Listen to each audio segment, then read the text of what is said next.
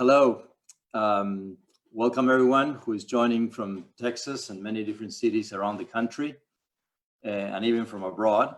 We're happy to have you attend this webinar for the third lecture of our Parenting with Purpose series organized by Texas Family Enrichment. As our name indicates, we organize family enrichment courses every year. But due to the pandemic, we had to cancel them and offer these lectures instead. This in no way replaces our courses, but it supplements them. And many of you know family enrichment uses the case study method, which has been proven to be one of the best methods for adults to learn. We encourage you to look them up and sign up for these courses, family enrichment courses, in the future in the city or the country where you live. That being said, during this pandemic, these lectures are great, are a great way to continue our formation as parents. And we invite you to participate on the 6 presentations that we have left after tonight's presentation. Our speaker tonight is Álvaro de Vicente, who's from Reston, Virginia. Álvaro is originally from Santander in Spain, but has lived in the US for many years. He is the headmaster of the Heights School in Potomac, Maryland, since July 2002. At the Heights, he's not only a headmaster, but he teaches Catholic apologetics and mentors many students daily. He earned a BA in political philosophy from Georgetown University and his JD from Georgetown University School of Law. He has given many talks and written many essays regarding different topics related to the education of boys that can be found on the Heights School forum. Alvaro, you can correct me later if I'm wrong, but that forum can be found at heights.edu, heights.edu. So after his lecture, Alvaro will answer 2 or 3 questions from you that you can submit by typing them in the Q&A button at the bottom of your screen. Texas Family Enrichment is a nonprofit organization, so we would appreciate a small donation to cover the cost of these lectures. You can do so on our website at texasfamilyenrichment.org. Thank you so much. And without further ado, I'll pass the mic to Alvaro. Alvaro, go ahead. Great. Thank you, Guido, and thank you for that introduction. And you know, in terms of asking for donations, I would suggest for your benefit, Guido, that the attendees donate before the lecture, just in case they're less inclined to do so after the lecture. That would be, I don't want to be the cause of the financial ruin of the nonprofit. So thank you for having me this evening and for allowing me to speak about this topic, which is, I think, of great interest, right? Parental authority. And what I thought I would do is divide it into 3 sections. The first one is, you know, the nature of parental authority. The second one, the purpose, and the third one, the exercising of the authority, which is probably the you know, where the rubber meets the road, right? But first, in terms of the nature of parental authority, if you look at the dictionary, what the meaning of authority is, you read that authority is the power or right to give orders, make decisions, and enforce obedience. So if we follow that definition, it means that you parents have both the power and the right to give orders. Now, of course, the definition doesn't say that the orders are going to be followed, and I guess that's an experience that sometimes you all have as parents. I certainly have as a teacher and headmaster. But anyhow, the power and right to give orders, to make decisions, and to enforce obedience. So I guess you could conclude that parents are legislators, they are executive, they're judicial, but you're all three branches of the government in one. You get to make the rules, you get to enforce the rules, and you get to adjudicate when the rules are not followed. But that is really not what this evening is about. I mean, that would not be a very interesting lecture, and one that would be false, because we know that parental authority is really not about enforcing rules and telling people what to do, because part of your authority is that you're also protectors and critics sometimes, and always supporters and healers very often, and mentors and shapers. Your authority is a lot more than just deciding what needs to be done and getting your children to do those things. So I would like to define authority, or look at authority, not so much as the power or right to give orders, make decisions, and enforce obedience, but authority as the influence over your children. Not so much you're dictating to your children what they ought to do, but the influence which you have over your children. So what are the characteristics of this authority, this influence? Well, one is that it's a positive influence. Right? If it were a negative influence, the authority would be very limited. Negative meaning that if the influence that you exercise is based on fear, right? If you don't do this, you will have no dinner. If you don't do this, I'm going to send you to your room to stay there for the rest of the evening. And sometimes, those punishments have to be there. But if that's the main source of the authority, that authority is going to be very limited.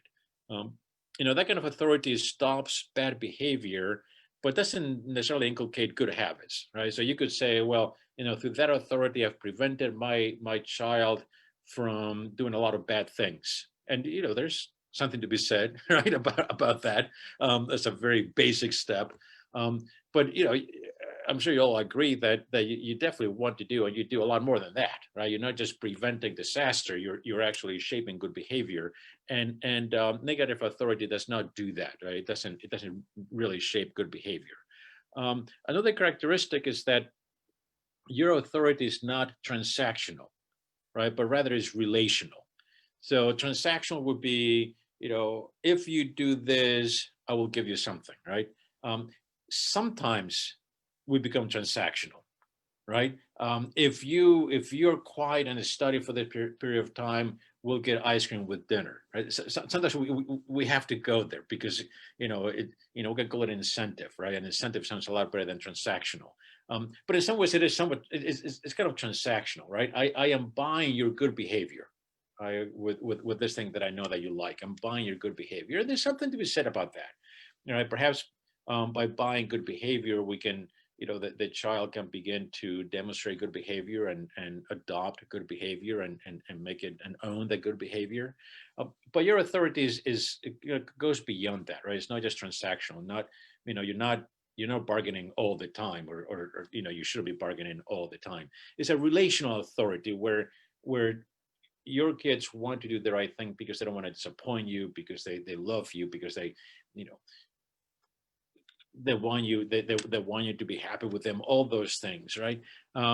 So I think we could conclude that the desire for good is a more powerful force than the fear of the bad, right? So your children are going to become better people, make better decisions. Let's just say they're going to make better decisions when they desire to be good than when they're afraid to be bad. And they're going to make better decisions where the desire to be good is for the greater good than for a lesser good. So they're going to make better decisions when the desire is for the greater good of keeping you happy, as opposed to the lesser good of getting ice cream, right? Your well-being is more important than they're eating ice cream. So those are some of the characteristics. Another characteristic is that the relationship is not a possessive relationship, right? So you don't own your children, right? Even though you could say, well, maybe you don't own your children, but you definitely pay a lot, right, for your children. But you don't own your children, right? You're not you're not tyrants who have this, this property under them, that you enforce their obedience until they declare their independence. And their independence can be declared either peacefully when they go away to college and then they get married, or violently because they disobey us so much. It's not, I mean, that would be kind of the wrong approach, right? You're not conquistadors, going out there and claiming your territory, my children, and they're going to do what I tell them. So it's not a possessive relationship. It's one of a stewardship, right? Where you know that your children really don't belong to you, right? That you can't, you say they're your children, and in relative terms, it is true because you engender them, but they're not yours in a possessive kind of way, right? So, you don't say my children the same way you say my shoes, right? You possess your shoes. You can throw away your shoes. You can wear them when you want to. But your children are not your possession, right? So you're the stewards. They really belong to God, right? So you have been entrusted by God with the soul of your children, so that you may shepherd them and help and be instruments of God to bring your children to their natural end. Your relationship with your children is different from any other relationship, right? Different from how they're going to relate to their employers, how they relate to their teachers, how they relate to their coaches, even how they relate to their mentors, right? One, because your relationship is all encompassing, right? Like you're not just focused on a performance in one area, right? But you're focusing in sort of the whole growth of your children. Right? Everything matters. Like their health matters, their education matters, their growth in virtue, their faith, their spiritual life. All those things matter. The other relationships that he will have, your children will have until the point when they get married, and then that'll be quite all-encompassing as well. But up to that point, all the other relationships are going to be much narrower, right? The teacher wants him to do well in his class. The coach wants him to do well in this sport. The mentor is going to come closer to it, right? Because the mentor wants him to do well overall. But you have an even wider picture than that, and understand his interests and his needs a lot more. The other characteristic of this relationship that makes it unique, besides being all-encompassing, is that it's permanent, right? You will forever be your children's parents, forever, no matter what happens. Their teachers will cease to be teachers. Their mentors will cease to be mentors, strictly speaking. Their coaches will cease to be coaches. You will now cease to be parents, no matter what they do, right? No matter what they do. So even if your parents were to walk away, well, you're still the parents, right? They cannot unparent themselves, right? So even when they leave home, you're the parents. No matter what happens, you will always be their parents. Even frankly, even after parents pass away, they still are very present in the children's lives. I mean, that relationship truly is permanent as long as the child lives. It changes over time. So what we're talking about this evening is your parental relationship as it pertains to when your children are younger, obviously, when you have the chance to shape them best. And finally, that it is the most influential relationship that your sons have. Right? There'll be other people in your sons' lives that will also be very influential.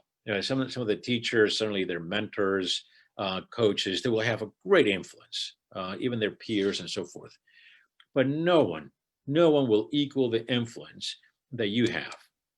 Even if that influence is disguised sometimes. There will be times, and those of you who have teenage sons may see that teenage sons don't always want to show that they really listen to their parents. My experience, it's always been that even those sons who really try to show that they don't listen to their parents really do. I think we sons have an incapacity to not listen to our parents. We can fake it, but we can't not do it. There's that there's a story of that, severely handicapped girl in high school, bound to a wheelchair, who was always very cheerful, and very impressively so, right? Her peers always commented and were very moved by the fact that how happy she was, especially given her severe handicap.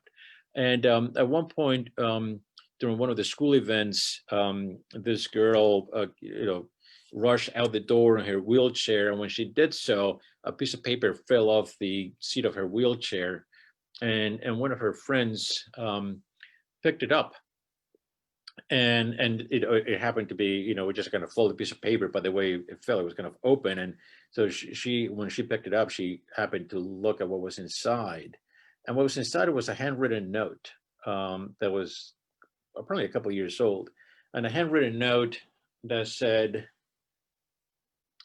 even if God had given us a choice of a daughter with whatever characteristics we wanted, we would have chosen you exactly the way you are. And it was signed by her mom and dad. And that friend realized, well, that's why my friend is so happy, right? Because she has the unconditional love and affection and support of her parents. So there's no doubt that their relationship, the way you exercise your authority, your influence over your children, is by far the most influential relationship that they have. So if that's the nature of parental authority, right, more influence than power over, and an influence that is permanent, and an influence that is all-encompassing, and an influence that is extremely deep and important. Let's talk a little bit about what the purpose of this authority is. Well, I guess the baseline would be it's protection and survival, right? At the very least, we want to make sure that our children make it to an age when they're old enough to take care of themselves.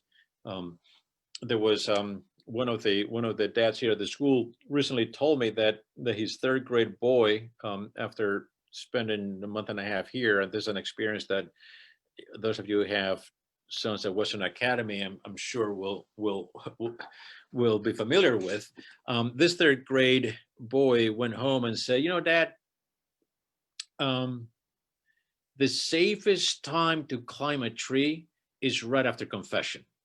And the dad was saying, well, how deep is that coming from my third grade son after a month and a half at the school, right? That he's gotten the importance of confession and the importance of climbing trees, and he's been able to put those two things together in his mind. So in any case, the baseline would be, all right, protection and survival, right? What do you have to do to make sure that our sons are safe? More than that, we perhaps look for compliance from the children, right? But compliance is not really the purpose, right? If somebody were to ask, what do you need parental authority for? You wouldn't say, well, I just need it for compliance, because otherwise my children wouldn't listen to me. It's more than that, right? Sometimes you have to exercise authority for compliance, but it's more than that. I'm reminded of that mother who used to go on vacation 3 times a year and a semi-longish drive with her 3 preteen teenage boys, and who were pretty close in age, and she would say, well, it's just hard to keep them away from fighting, right, when you're driving for 10 hours. So the way she handled it is she knew that the 3 boys really liked M&Ms. So whenever they went on a trip, she would have a jar of M&Ms right on the dashboard, just big old jar. And the deal was, okay, if you behave, you get to eat the M&Ms at the end of the trip. Right? So they could be, all the boys were in the back seat, kind of staring at the front windshield, but there it is, the M&M jar right in the middle on the dashboard. And whenever they began to misbehave, she would roll down the window, reach into the jar, grab a handful of M&Ms and just toss them out the window. Much of to the shock and sadness of the boys. So she said, well, that worked all the time, and after a while, I had to do is kind of reach over and not even put my hand in the jar, and they would shut up right away and be really, really obedient. So, compliance from kids. Okay, that's something also at a basic level, and I'm sure you all have your own ways to attain that. More than that is you're seeking kind of order for a positive family environment, right? I mean, you just want to have a home where kind of there's positive living, right? That people are not trying to kill each other and so forth, which is different from looking good. I mean, I think every family wants to look good, right? I mean, you don't want to, you kind of don't. I mean, and it happens, right? But you're always so chagrined that you're the family whose kid is crying the loudest in church. Like, well, I don't want to be known as those guys, right? Or there they go, right?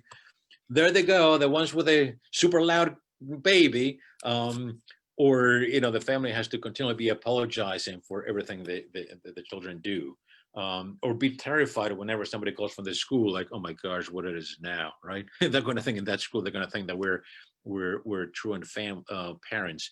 So I mean, it's not that, but you do want kind of a family environment that is fairly ordered, that is positive.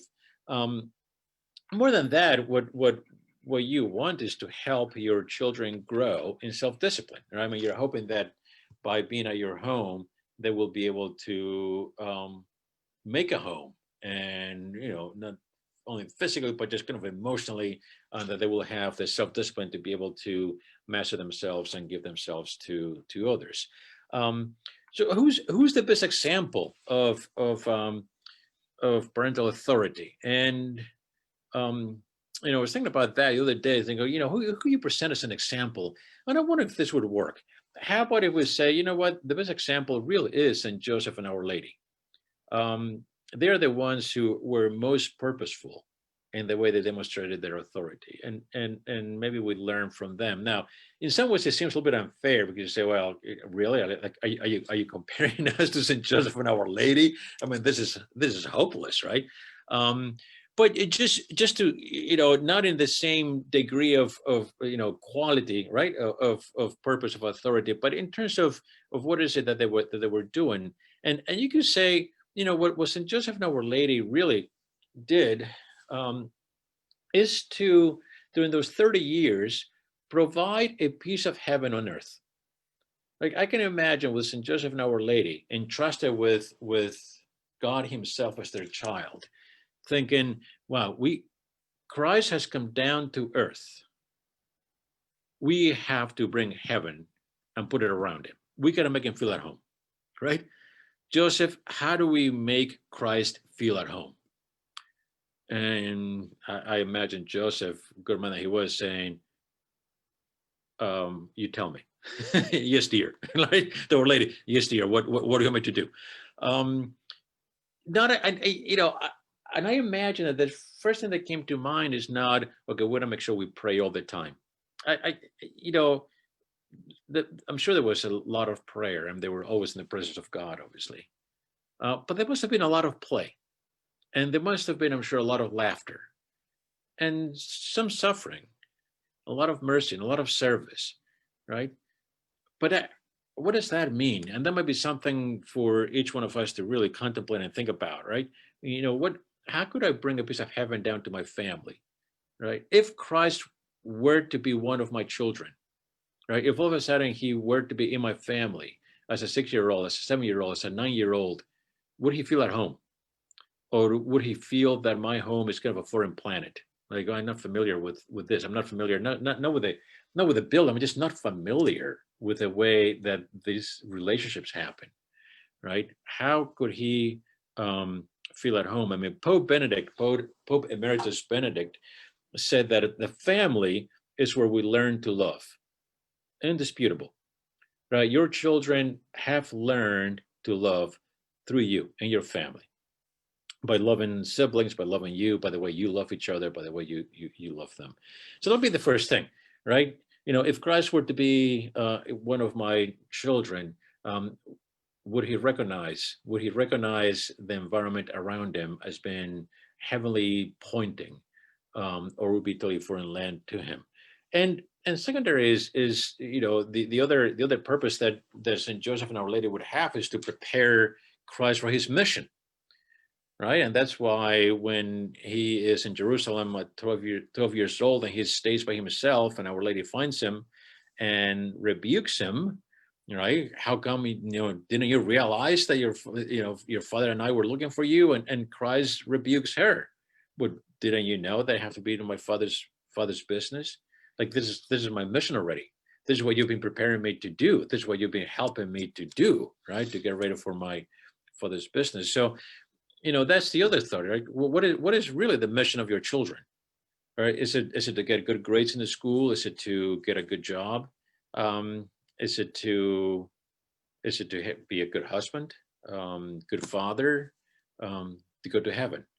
It's to clarify, what is really my son's, our children's purpose and mission, right? And then to clarify and to rank. Okay, first and foremost, to go to heaven, to be very holy. After that, to be a very good father, husband, be very good professional, whatever it might be, because that may inform the way we react to things. It may inform the way we react to his behavior, to his actions. So now let's look at the third part, which is the exercising of parental authority, and there are two areas that I want to look at.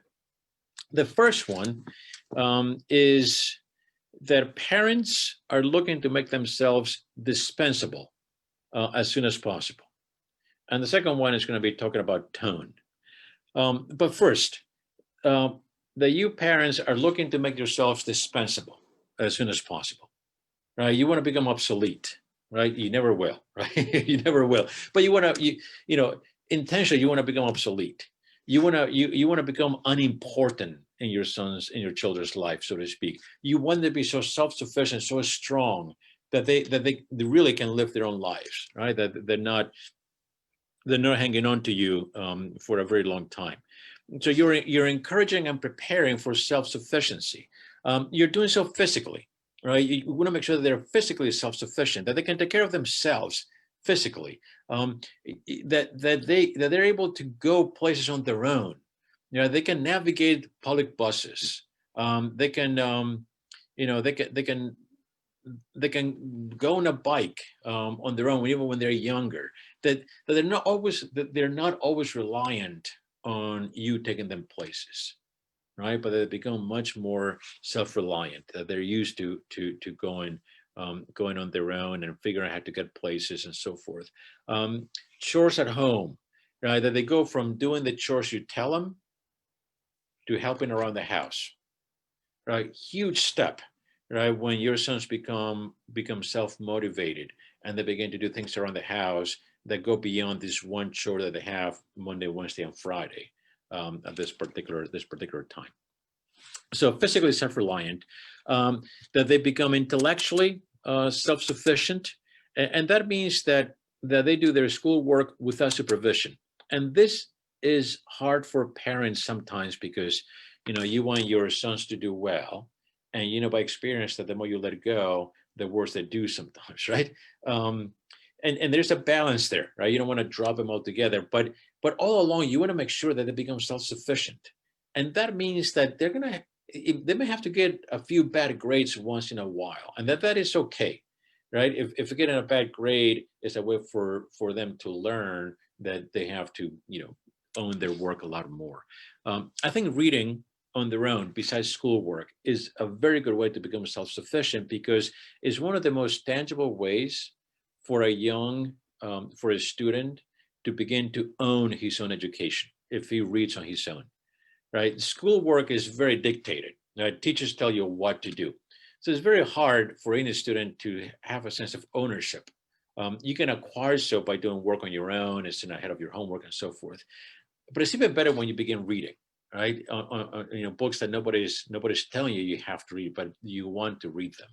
and the better the book, the better it is, because you own your education even more. That your sons become self-sufficient in their will, right? With self-discipline. How do we see this? We see it through virtues like order, that his room, right? The so-called his room. It's not his room. It's your room, right? I don't think your children take shares to pay for their own rooms, right? And they go, yeah, mom and dad, I'm gonna pay you this part of the mortgage because I want to own my room. Like, no, you don't do that, right? It's my room, kid. You inhabit it, but it's my room. But that he keeps your room in which he lives, that he keeps it ordered and clean. His closet the same way, his school bag, right? That there's a sense of order, dominion over his material possessions, that is very good. Punctuality, right? In the morning, right? He's out the door on time, that he goes to bed on time. That, at the beginning when they're young, perhaps punctuality in the morning is really important. As they go through teenage years, punctuality at night is almost more important, right? Because they don't always like to go to bed. They never like to get out of bed, but they don't like to go into bed either. So, to get in to go to bed at a reasonable time. Punctuality with family events, right? Dinner, breakfast, or going to church, and anything where the family comes together. That they are not the ones holding up the family. Moderation. The virtue of moderation, very important, very good one, right, for a young man to develop sort of a strong will, sense of self-discipline. Moderation in food, and not just quantity, because kids eat, and as they grow and they go through high school, I mean, it's impressive how much they can eat, and they just they burn everything up. So you do have to feed their machinery. So they do eat, but maybe it's timing. Like they should eat a lot. They don't have to eat all the time, right? It's okay to wait a couple hours for dinner. I know you're hungry. You're not gonna die. It's gonna be all right, right? Moderation in speech, right? Without interrupting, they wait until adults and there's a break in conversation. The content of their speech, there's a moderation. So order, punctuality, moderation. Those are good ways to sort of develop the self-discipline. Emotional, right? Emotionally self-sufficient. This is an interesting one because they can become emotionally dependent otherwise. So emotionally self-sufficient, that they develop their own filters. We're all going to have sort of external influences that come in, and our emotional stability is going to depend on what filter do we have, and how can we filter those external influences, so that we don't overreact, so that we're not overly affected by them. One way to look at that is, okay, what happens when things don't go your son's way? What's his reaction? Does he get really moody, cranky? Does he get upset? Does he get, what is his reaction? How quickly can he overcome that initial reaction and sort of get a hold of himself, right? And be master of himself. Your children will always be emotionally attached to you. There's no doubt about that. But we're just looking at a way for them to become more self-sufficient as soon as possible. And related to this, I mean, discipline and regiment are a way to build internal discipline. The art, really, one of the arts of parenting is letting go gradually, right? Letting go gradually. Now, how do you know that you're letting go at the right speed? Very hard question, right? You probably need conversations with people you trust to help you answer that question specifically. But I would say, as a rule of thumb, if your son never fails, you're probably not letting go enough, right? If he never gets a bad grade, either he's brilliant, and sometimes that happens, right? And you've let go, but the kid is just that bright and that on top of his studies, or you haven't let go, right? You were still managing his work a lot more. If he never falls and scrapes his knee, he's not running around enough. Maybe if he doesn't get lost at one point in the city. You're not letting him go enough. That if he doesn't fail, and you have to be careful that he fails in, safer environments. But if he never fails, it probably means that you haven't let it go quickly enough. And the second rule of thumb, I think, is what happens when he fails? How quickly does he recover? Who does he go to for help? Really good sign if he comes to you as parents for help, or to one of his proxies, one of your proxies. And that's one of the virtues, I think, of schools like Western Academy, right? That by taking your sons to Western Academy, you're basically getting a bunch of proxies, people in your son's life that they can be your alter ego when your sons need help or encouragement, and for whatever reason they're afraid to come to you, as it happens sometimes. And then the other way to exercise parental authority, besides making yourself dispensable, is by the tone at home, right? The tone that is set. And I think with this you have rules and traditions, right? Rules of the family, traditions of the family, which are the same for all, right? I mean, even you parents, right? You have the same rules and traditions that you follow. These are things like the schedule. When we get up on weekends, we get up on weekdays, we go to bed, when we have dinner together, like we all have dinner together, right, as much as possible. Traditions are how we relate to one another, right? How we respect one another. What kind of things we don't do, right? We don't make fun of people. We don't, that kind of thing. Even how we spend time, how we spend together time. Like what is the family tradition? Like what happens after dinner? Do we sit around for 20 minutes, half an hour and talk, or do we all go do our own things? Do we clean up the table and put things away and then come back together? Is there those traditions, right? Really matter. But also the tradition of how we spend alone time, right? Because it doesn't mean that just because a kid is by himself, they can do whatever, right? So it could be the tradition of the family is, listen, when you're alone, you can read, you can do, but you never watch a movie alone. You never watch a game alone. You never look at a screen alone. Like you just don't do that, right? We're only going to look at screens socially, right? There has to be at least one other person in the family. Remember one student here telling me that he was ashamed to say that he had watched a lot of shows that his sister loved, and his peers would make fun of if they knew he was watching them. But they had this rule at home that none of the kids could watch movies alone. So his sister was 2 years old and always got him to go with her and sit in the room and watch this show. So, the boy was not too thrilled about that, but, he was a good sport about it. So, respecting rules and traditions in the family. At the same time, tone of the home is not just the rules and traditions, but also the love for the individual, right? We have the traditions that everyone follows, the rules that everyone follows. Love is very individual, it's very personal, right? Personal manifestations, the kind of attention that each kid needs, the kind of service that he needs, the support, the time, the physical contact, whatever it might be, right? That we give love, as we know, according to the mode of the receiver. And that mode is not equal to everyone. The tone of the family that is attained both through the rules and traditions and this individual love is very, very formational. There's a little passage from, description from the Lord of the Rings that I have here, which is where they describe like the perfect home that Bilbo goes to at the end of his life. And it says that house was, as Bilbo had long ago reported, a perfect house, whether you like food or sleep or storytelling or singing or just sitting and thinking best, or a pleasant mixture of them all. Merely to be there was a cure for weariness, fear, and sadness.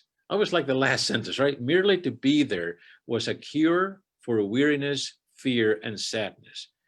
That's a kind of a nice description of what our homes may be like, right? That when you go to the home, just being there is a cure for the sadness and the tiredness, right? The weariness. That oh, it just feels good to be here. And it's not because of a comfortable couch, although that might help, but it's good to be here because there's love, right? Because I am loved. Tone is liberating as well, right? The more rules and traditions that are habitually respected, and that's what is important that the kids do them when they're young. The more they're respected when they're young, the easier, the more ingrained they will be, the more liberating the rules will be, because then you have time and energy to dedicate to each one of the kids, right? I'm reminded of that metaphor image that G.K. Chesterton has in Orthodoxy, where he talks about how there has to be some rules because they liberate. And he says, just imagine there's a group of kids on top of a cliff with very, 4 really sharp precipices on each side, and you give them a ball to play with and say, here, have a good time, play. You may come back half hour later and you don't hear anything. They're all huddled in the middle, right, hugging each other in fear because they're afraid they're gonna die if they go too close to the edge. And so you build a wall around that, and then you come back and you'll be, you'll really be met by the joyful screams of the kids at play. So you don't want a lot of rules, but you need enough that they're liberating, right? That the house has a tone to it, that then you can dedicate more time and energy to each one of your children and what they need. And once you do that, then you can step over a rule once in a while if this particular child needs it, right? Okay, we never do this, but we're going to do it tonight because so and so really needs it, right? We're going to celebrate this way. Or he's had a tough couple of weeks. We're going to make an exception and do this with him or with her. I think those exceptions really draw attention to the fact that the children really matter individually. So rules are there because that way the home is warm and welcoming, and that way you parents have more time and energy to dedicate to the children. But love is really what shows that the home is not a place. The home is a way of being. It's a status. It's a state. It's an environment. Is really a home is in your heart, right? Home is how you love your children. So to conclude, one, that you parents are stewards. Right? You're not possessors. You don't own your children. We do say that they are your children, but we don't really mean it, right? You're the stewards of your children. They're God's. They have been entrusted to you. You have a natural divine authority over them, but that authority is not so much power as influence. You have a natural influence. You have a divine influence over them that is permanent, that is very positive, that is the deepest influence that anybody can possibly have. That you exercise your authority so as to help your children accomplish their life goal, and the life goal is heaven. That's really what you want. Of course, the devil's in the details, right, of how that happens, but that's really the life goal that you have. That you exercise this authority through the tone at home. And that tone that is created by these basic traditions that you have, rules that you have, but also for the love for each one of your children. Father Arne Panula, who passed away, was priest in California, the former vicar of Opus Dei here in the United States, and then lived in Washington for many years. He was the head of the Catholic Information Center for many years. But he would say, it's all about family. And family stands for forget about me, I love you, right? Family, forget about me, I love you. That's right, right? That's what you do as parents all the time, right? Forget about me, I love you, and that's what your children feel and how they learn to love. Let me conclude by reading a poem by Myra Brooks Welch. It's a beautiful poem.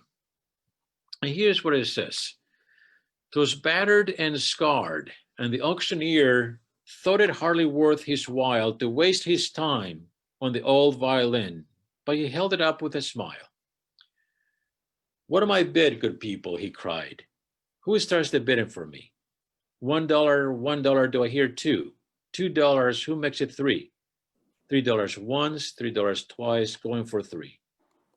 But no, from the room far back, a gray bearded man came forward and picked up the bow. Then, wiping the dust from the old violin and tightening up the strings, he played a melody pure and sweet as the angel sings. The music ceased, and the auctioneer, with a voice that was quiet and low, said, "What now am I bid for this old violin?" as he held it aloft with its bow. 1,000, 1,000, do I hear two? 2,000, who makes it three? 3,000 once, 3,000 twice, going and gone, said he. The audience cheered, but some of them cried, "We just don't understand what change it's worth." Swift came the reply, "The touch of the master's hand." And many a man with life out of tune, all battered and bruised with hardship, is auctioned cheap to a thoughtless crowd, much like the old violin. A mess of pottage, a glass of wine, a game, and he travels on. He's going once, he's going twice, he's going and almost gone. But the master comes, and the foolish crowd never can quite understand the worth of a soul and the change that is wrought by the touch of the master's hand. You know, it's a beautiful, beautiful poem, but I wanted to conclude with this because in this lecture, sometimes we talk a lot about the great, obviously the great influence, the important mission that you have as parents, and it can be daunting, but to know that you have God's grace, and through God's grace, you have the touch of the master's hand, that you'll be able to touch your son's souls and exercise an authority that is loving, that is right, and that is so influential for so many years to come. So that concludes the lecture. I see that there is one question here. Let me look at it, and feel free to type up any other questions that you may have. Let's see. Watch screens socially, but then they're going to see us watching, checking our phone alone on our own. How do we deal with this incoherence that they see? Great question, right? So the question being, all right, we watch screens socially, games and TV and so forth. Okay. But what happens when we ourselves as parents are checking our phones during dinner, or checking our phones after dinner, or checking our phones walking around, or we're continually looking at the phone? And it's a really good question, because that gives the impression and the image that it is okay to do this, right? That your children should also do it. Remember that the rules and traditions are to be applied to everyone equally. So I think it's really important, and thank you for this question, it's really important that we adults check ourselves, and that we have some pretty clear rules. And I think we all need help with this, right? Wives need to help husbands, husbands need to help wives. Some pretty clear rules. What are we going to do with our own phones when we're home, when we're in the car, driving places, right? Do we put them down? And I think some, physical, visual manifestation, like here's where the phone goes, that your kids see that your phone is not with you all the time, right? That you can, that you leave it somewhere, especially when it's things like dinner and family conversation, whatever it might be. So I think thank you for that question. I hope that was answered, but you're very important. I see another question here. How can parents develop proxies? Yes. So a proxy would be somebody in your son's life who holds the same values that you hold, who is close enough to your son that he may go to him, to this person, this proxy, just to talk about his life, to talk about the decisions that he's making, sort of to seek guidance. How to develop them? Well, frankly, Western Academy, the center in Houston, and I'm sorry that I forget the name, but the center that Westcott. there we go, Westcott, very good. That is, those places. Those places have proxies. Those people are experts at supporting parents. So that is the easiest way. Beyond that, family members, sometimes they're relatives, godparents even, right? People in your kids' lives who you love it when your kids spend time with them, right? Could be coaches, sometimes, right? It could be a coach. So I would start. I mean, I start with Western Academy and Westcott because that's going to be really, really mission aligned, and in terms of the faith and morals and everything, right? So that's kind of top of the line. And after that, of course, family members who might be there. And after that, you begin to do more of a kind of an interview process, right? What do these people really, really believe? But it could be coaches, it could be teachers if they're in other schools. Perhaps other organizations, but that's the way I would go about it. Let's see. I see a question here in the chat box. Do you have a list of good movies for boys 80-year-olds to teens? Yeah, great question. I don't.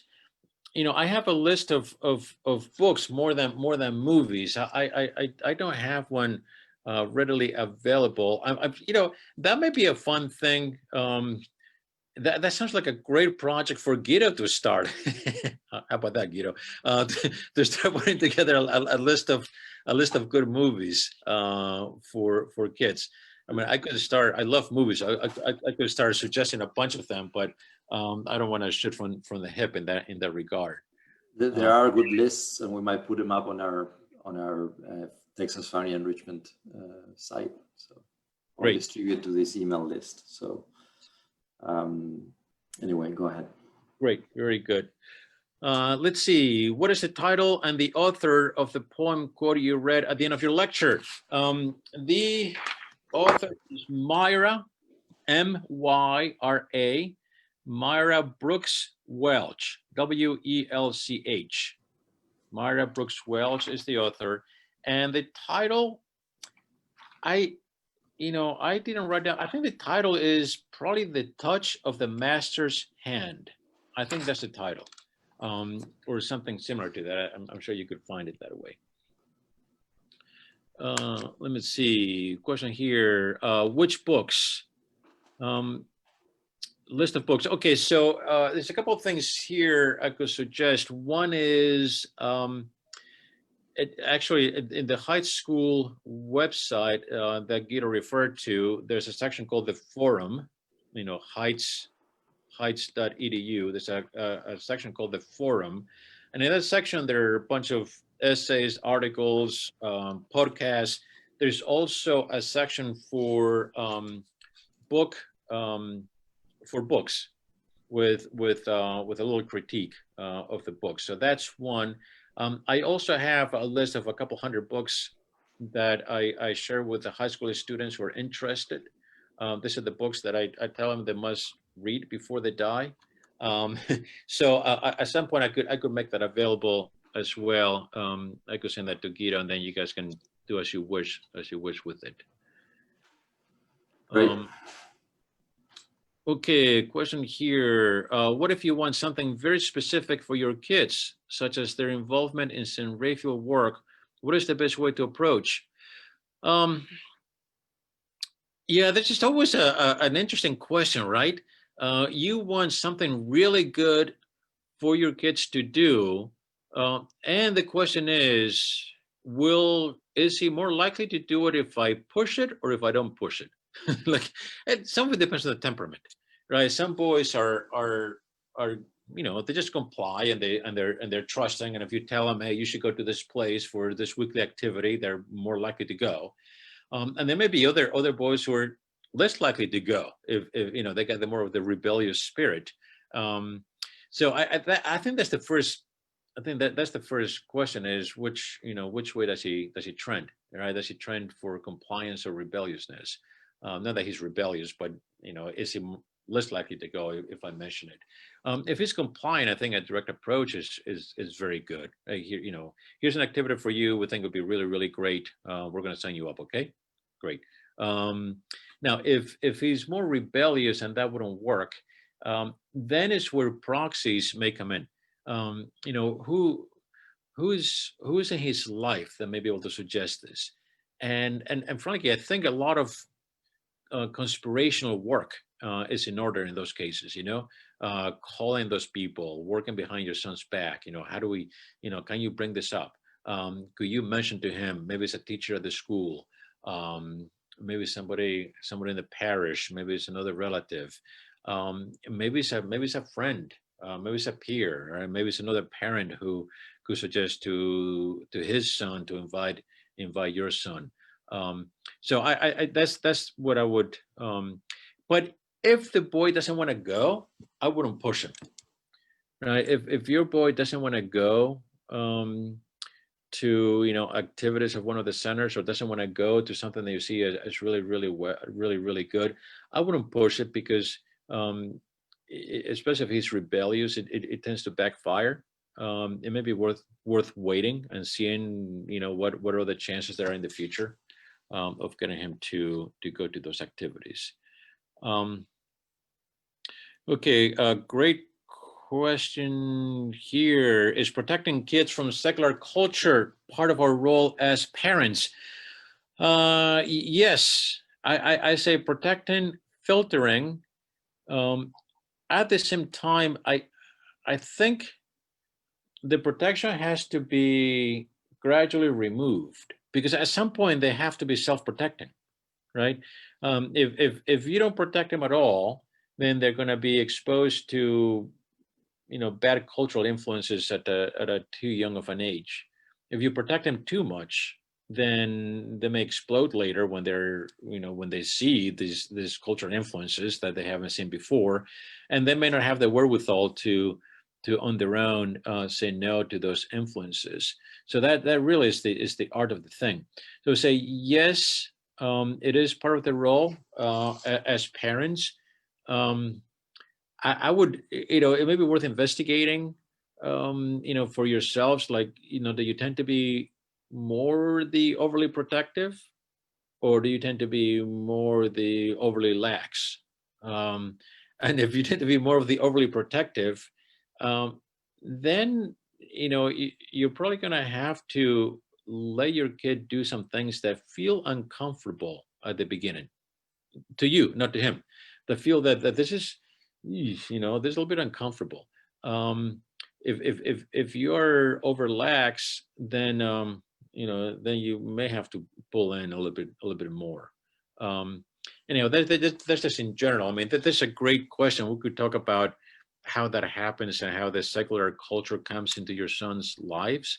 But definitely some protection is necessary. Thank you so much, Alvaro, for your great presentation and Q&A session. That was great. I hope everyone got some key insights. The important thing right now is to grab those and do some more reading on them, and ask questions and discuss them as a couple, and to put a plan of action with respect to those things at home. This lecture is worth nothing if we don't put them in practice. So I'll encourage you all to think about these things and discuss them and plan around them. So thank you so much, and we hope you join us for the next session in December 5th at the same time, 7:30. We have a session the title of it is, I had it right here, but it's Emotion Coaching from Lorena Beltran from San Antonio. So you don't want to miss that either. So with that, thank you so much, Alvaro, again, and see you next time. Thank you, you, everybody. good night. Good night.